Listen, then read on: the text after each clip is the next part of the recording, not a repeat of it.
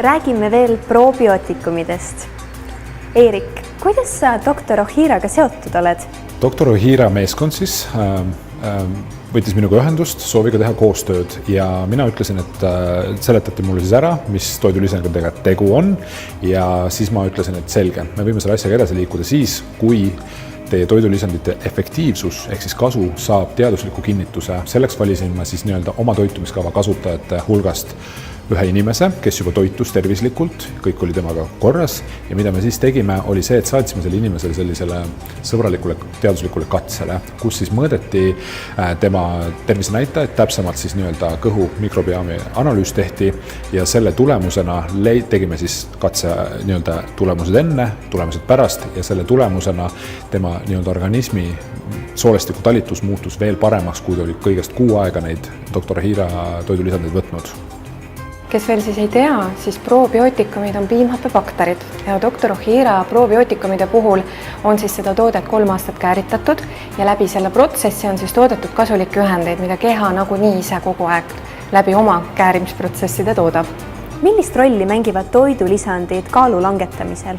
Väga olulist rolli tegelikult nüüd, kus me oleme selle katse ära teinud, sest me nägime, et kõik, mis inimese kõhus toimub, muutub ainult paremaks, kui inimene juba toitub tervislikult ja tal justkui on korras, aga sellist asja ei ole olemas, et kõik on ülikorras, alati saab paremini ja ma ütleks, et need probiootikumid, doktor Ohira omad, ongi nüüd see viimane vint mida saab veel inimene juurde anda, et siis tema soolestiku talitus muutus paremaks ja terve organism alati on kõige paremini võimeline rasva põletama.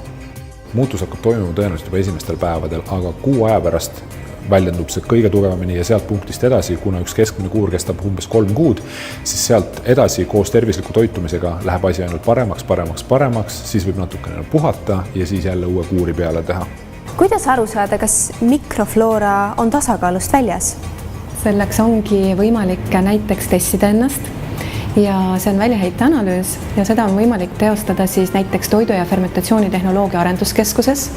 Tegemist ongi siis mikrobiomi analüüsiga, see näitab ära inimese individuaalse kõhuelustiku.